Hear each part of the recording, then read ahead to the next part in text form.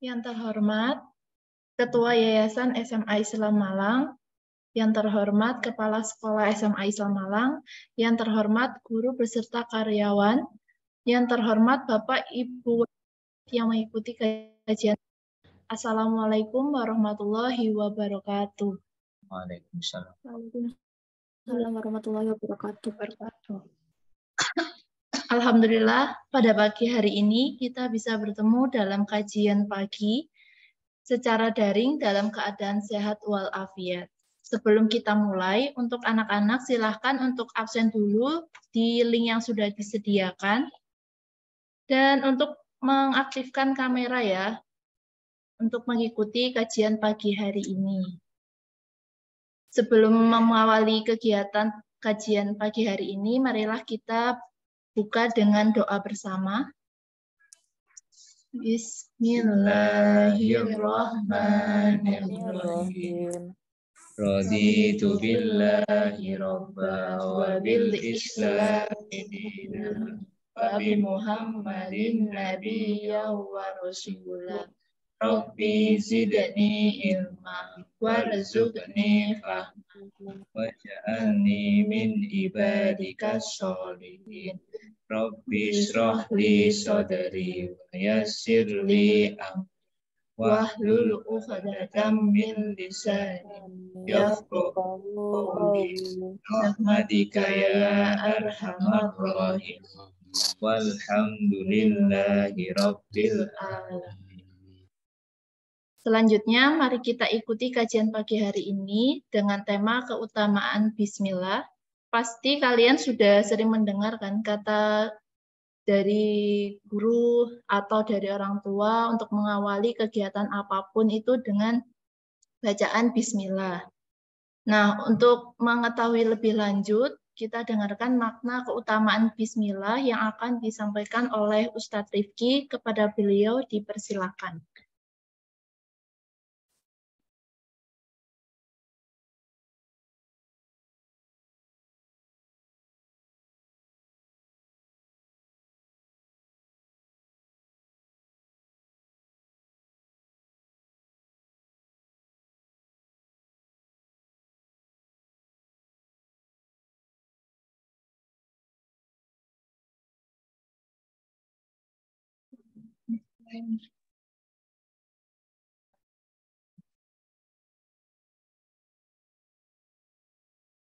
Baiklah, bismillahirrahmanirrahim. Assalamualaikum warahmatullahi wabarakatuh. Waalaikumsalam warahmatullahi wabarakatuh. Hamdan wa syukran lillahi salatan wa salaman ala rasulillahi amma ba'du. Alhamdulillah kita pagi ini masih bisa kembali berkumpul walaupun secara daring di Zoom meeting ini untuk menjaga keistiqomahan kita mengkaji. Kalau beberapa minggu yang lalu kita ada kajian Al-Quran, maka di bulan Ramadan ini kita mengisi karena alhamdulillah kebetulan Al-Qur'annya sudah khatam untuk putaran yang pertama, maka kita isi mengimbangi itu dengan kajian hadis dari kitab Lubabul Hadis. Alhamdulillah kita hari ini masuk di topik yang ketiga, di bab ketiga sesuai dengan apa yang Anda lihat semuanya di layar. Bab ketiga ini atau topik yang ketiga ini kita akan berdiskusi, berbicara dan membahas berkaitan dengan keutamaan atau fadilahnya lafaz Bismillahirrahmanirrahim. Tadi di awal sudah diawali dengan moderator atau Bu Anggun, yang mana kita sering dinasihati orang tua, bapak ibu guru, bahkan kakek, nenek, dan leluhur-leluhur kita untuk selalu dianjurkan mengawali segala aktivitas dengan basmalah atau bacaan Bismillahirrahmanirrahim. Kenapa begitu? Nah, melandasi itu tentunya kita perlu rujukan atau sandaran atau referensi-referensi dalil yang sahih atau yang benar. Tidak asal-asalan katanya-katanya atau jarine-jarine. Artinya kita bersandarkan secara muslim itu sandarannya kalau enggak Al-Quran ya as-sunnah. As-sunnah itu hadis. Maka di kitab ini kita akan menyimpulkan atau mencari sandaran hadis yang berhubungan dengan keutamaan Bismillahirrahmanirrahim. Hadis yang pertama, secara umum saja ya, nanti Pak Rifki menjelaskannya secara umum karena waktu kita juga terbatas. Qala Nabi sallallahu alaihi wasallam, "Ma min 'abdin yaqulu bismillahirrahmanirrahim illa dzabasy syaitanu kama yadubur rasasu 'alan nar. Ya, Anda sudah bisa melihat artinya. Jadi fadilah dari bismillah itu adalah bagaimana lafaz bismillahirrahmanirrahim itu bisa melelehkan setan. Melelehnya seperti mencairnya tembaga di atas api. Tentu kalau kita melihat tukang pandai besi atau orang yang membuat alat-alat benda tajam, pisau, pedang, kapak, dan seterusnya atau semacamnya, maka senjata mereka adalah melelehkan, membentuk membentuk logam besi yang cukup tumpul, yang keras, ya, itu melelehkannya dengan meleburkannya ke dalam tungku perapian yang cukup membara. Bagaimana benda yang sekuat besi, baja seperti itu pun bisa meleleh, ya, dengan segala daya upaya dari tukang pandai besi. Akhirnya bisa terbentuk menjadi pisau dapur, pisau kue, gergaji, dan seterusnya. Tentunya lafaz bismillah ini dahsyatnya, ya, serupa itu, bahkan bisa lebih dahsyat lagi. Dengan bismillah yang awalnya takdirnya atau harusnya hari itu kita mendapatkan musibah, bisa-bisa musibahnya digeser atau dihapus karena lafaz bismillahirrahmanirrahim. Sekarang bismillahirrahmanirrahim itu artinya apa?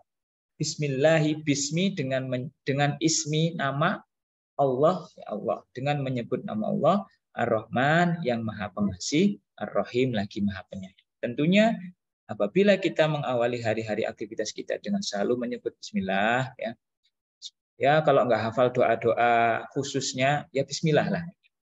Mau makan bismillah. Setelah makan alhamdulillah. Ya nanti ada pembahasan keutamaan lafaz alhamdulillah. Mau berangkat sekolah bismillah, mau belajar bismillah, mau tidur bismillah. Nah, dengan semua aktivitas yang dilandasi dengan bismillah, insya Allah setan itu nggak berani mengganggu aktivitas kita. Karena apa? Karena ini di hadis yang pertama, setan saja kalau mendengarkan lafaz bismillahirrahmanirrahim, maka dia akan seperti melebur seperti tembaga di atas api. Itu fadilah yang pertama. Lalu selanjutnya fadilah yang kedua, kita ada di hadis yang kedua. Waqala sallallahu alaihi wasallam, ma min abdin yaqulu bismillahirrahmanirrahim illa amarallahu ta'ala al-kiramul katibin an yaktubu fi diwanihi arba'ami'ati hasanatin. Secara umum, secara singkatnya, ini akan menjadi sebuah tabungan kebaikan yang mana dicatat oleh malaikat kiramul katibin.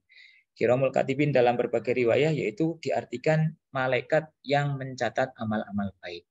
Andai kata kita berbuat baik, misalkan mengambil paku di pinggir jalan agar tidak tertancap di ban pengendara motor misalkan, maka malaikat pencatat kebaikan mencatat satu kebaikan dalam amal kebaikan hari itu. Tetapi kalau kita mengawali aktivitas kita dengan lafaz bismillahirrahmanirrahim, maka kebaikan itu yang tercatat cuma satu kebaikan dilipat gandakan menjadi 400 kebaikan. Bayangkan, berlipat berapa kali lipat? 399, lebih banyak daripada tanpa aktivitas dengan tanpa bismillah. Walaupun itu baik begitu. Jadi apa ruginya kita sebagai orang muslim ya melafalkan kalimat yang simpel, ringan di lisan, tapi berat di catatan. Nah, begitu. Jadi, bismillah ini sangat ringan, ya. Tinggal mengucap bismillahirrahmanirrahim, gitu. Ya. Jadi jangan berpikir ulang, kalau bisa jangan sampai melewatkan waktu atau aktivitas apapun untuk tidak melafadzkan bismillahirrahmanirrahim. Hadis selanjutnya. Jadi tadi fadilahnya setan pun meleleh. Yang kedua, sama malaikat pencatat kebaikan dicatat 400 kebaikan. Ya. Berbanding berapa itu? Banyak sekali selisihnya ya. Yang ketiga, waqala sallallahu alaihi wasallam man qala bismillahirrahmanirrahim marratan lam yabqa min dunubihi dzarrah. Ya. Barang siapa yang membaca bismillahirrahmanirrahim sekali saja, maka dileburkanlah dosa kecilnya itu hingga dosanya itu tinggal seberat zarrah. Zarrah itu seperti debu, seperti biji sawi. Ya, mungkin kita tahu sayur ya. Sayur itu kan ada bunga-bunganya, di dalam bunga-bunganya ada biji-bijian yang kecil sekali. Nah, biji sawi atau di sini diartikan debu. Artinya sebuah benda yang partikelnya cukup kecil begitu. Nah, andai kata kita sekali saja melafadzkan Bismillahirrahmanirrahim, ya, dosa itu semakin lama semakin kecil, lama-lama bisa jadi hilang begitu. Ditambah kalau amalan kita tidak hanya mengamalkan bacaan ini saja. Misalkan kita sehari itu ya bismillah, ya kalimat-kalimat thayyibah yang lain, tentunya kebaikan-kebaikan dari amalan kita itu akan membuat hangus dosa-dosa kita. Kalau lafaz bismillah saja bisa meleburkan dosa seperti ini, belum ditambah pahala sholat kita, belum ditambah pahala berbakti kita kepada orang tua, kepada guru, jauh dari perbuatan-perbuatan maksiat. Nah, itu semua kan bisa menjadi jaminan kita sebagai amalan baik nanti menjadi pemberat kita untuk kita masuk surganya Allah begitu ya. Jadi apapun ada hitung-hitungannya. Kalau manusia suka berhitung-hitung, ya Allah pun juga memberikan kalkulasi hitung-hitungan. Kalau dosanya lebih banyak, ya jangan harap masuk surga. Nah, makanya dikasih fasilitas pelebur dosa. Salah satunya adalah ya hobi. Mulai hobilah Anda melafadzkan Bismillahirrahmanirrahim atau kalimat-kalimat thayyibah yang lain. Kebetulan pagi ini kita membahas keutamaan Bismillahirrahmanirrahim. Selanjutnya, waqala sallallahu alaihi wasallam, man kataba Bismillahirrahmanirrahim atau man kataba Bismillah fajawwada ta'dziman lillahi ghufira lahu ma taqaddama min dzambi wa ma ta'akhkhar.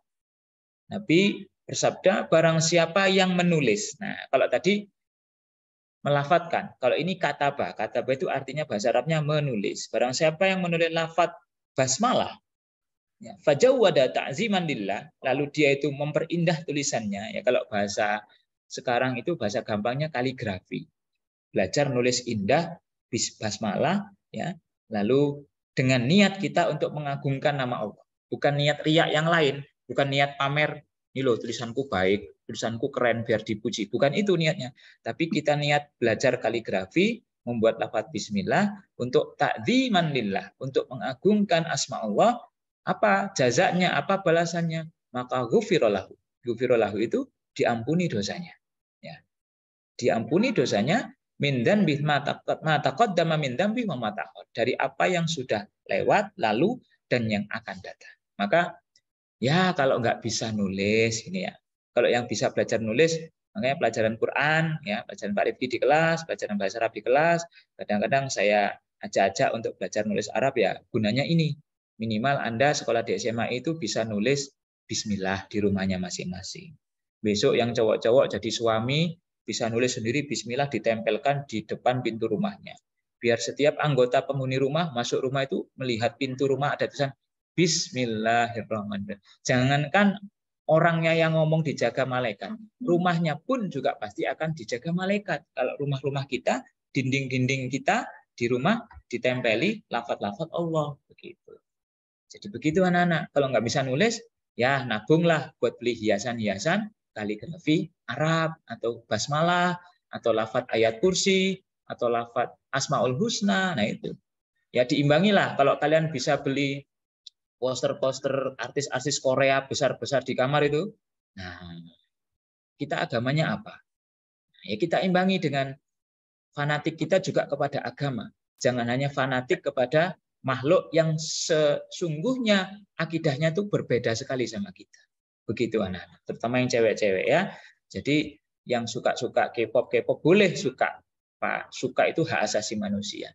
Tapi harus tahu koridor prinsip, jangan sampai melebihi sukanya melewati akidah kita.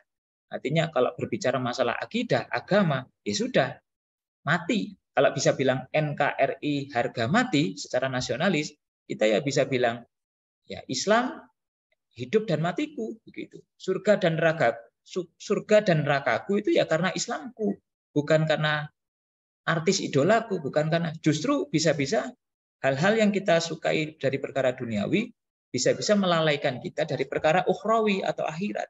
Maka diimbangi. Ini saya juga mengingatkan buat diri saya sendiri. Namanya manusia pasti punya fanatik pada hal-hal duniawi. Kadang-kadang kita beli gambar atau tulisan yang merujuk pada fanatik-fanatik keduniawian. Ya kita imbangilah. Di rumah itu ada yang diimbangi dengan hal-hal agama kita. Ya, kalau agama non-muslim atau kafir, orang kafir aja, misalkan agama Nasrani, di rumahnya dengan bangga mencantumkan, menempelkan tanda salib. Nah, masa kita gengsi naruh lafaz Allah dan Muhammad di ruang tamu rumah kita? Ya, jangan bilang sungkan aku, aku iki sembayangnya bolong, mosok deleh nama Allah Muhammad. Ya enggak perkara itu kan tergantung kita. Ya, selagi kita, apa salahnya? Wong kita ini agamanya Muslim.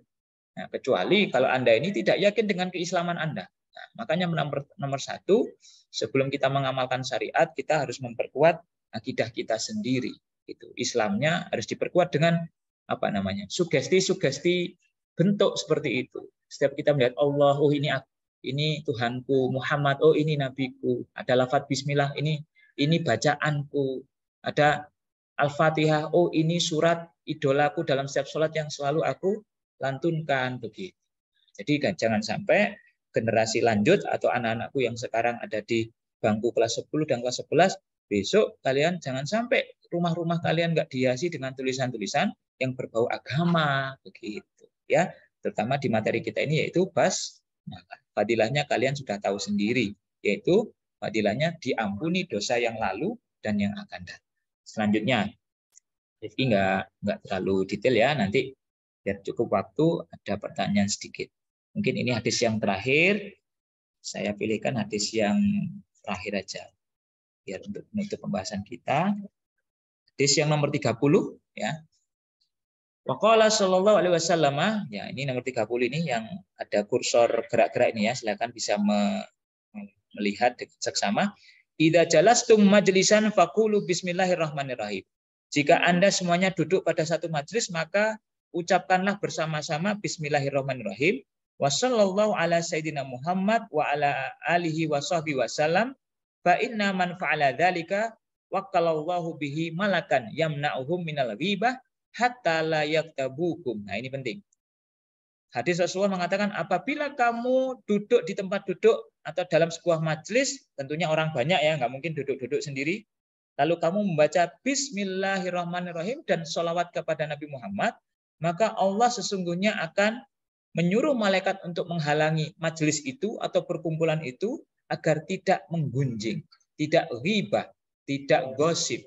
Karena sesungguhnya ya bayangin aja, misalnya kita duduk-duduk berempat, bertiga, berlima, berberapapun itu orang yang di situ, lalu kita yuk sebelum diskusi atau apa kita Bismillah, kita buka dulu dengan bacaan basmalah, sholawat kepada Rasulullah. Insya Allah nggak mungkin habis itu ngomongin, mari kita mulai perkumpulan kita siang hari ini dengan basmalah. Bismillahirrahmanirrahim. Deloken wong iku lho ngene. Nah, kan nggak cocok kan? Nah, jadi istilahnya hadis ini adalah bagaimana perkumpulan itu menjadi lebih berwibawa, lebih bermartabat, lebih terhormat karena dibuka dengan lafaz bismillah. Syukur-syukur setelah berkumpul ditutup dengan alhamdulillah. Alhamdulillah kita bisa silaturahim, habis makan-makan, wis kapan lagi bisa ketemu, nanti ketemu lagi, yuk bismillah kita ngobrol-ngobrol yuk, apa ngobrol yang perlu diobrolkan, yang manfaat-manfaat. Lalu setelah selesai kumpul-kumpul, makan-makan, pulang, alhamdulillah nanti kapan ketemu lagi saling mendoakan. Nah, betapa indahnya kalau perkumpulan-perkumpulan kita diawali dengan lafaz basmalah. Tentunya akan menjaga hati kita, lisan kita untuk dari perguncingan atau menggosip. Nah, mungkin itu. Mungkin masih ada 5 menit untuk tanya jawab. Barangkali kalau tidak ada ya bisa ditutup dengan konklusi atau kesimpulan yang nanti bisa disimpulkan oleh Bu Anggun. Ya, kalau ada pertanyaan silakan. Saya kembalikan ke Bu Anggun. Terima kasih. Wassalamualaikum warahmatullahi wabarakatuh. Waalaikumsalam warahmatullahi wabarakatuh. Waalaikumsalam warahmatullahi wabarakatuh. Sekian yang disampaikan oleh Pak Rifki. Apakah ada pertanyaan? Ya, Bu. Enggak, Bu. Enggak. Ya sudah. Ada. Kalau sudah enggak ada, jadi untuk kesimpulannya gimana? Kita itu membacakan bismillah berfungsi untuk kehidupan sehari-hari dan kita juga mendapatkan manfaatnya hingga akhirat ya, dunia dan akhiratnya juga. Sekian untuk kajian pagi hari ini. Wassalamualaikum warahmatullahi wabarakatuh. Waalaikumsalam warahmatullahi wabarakatuh. Terima kasih. Waalaikumsalam.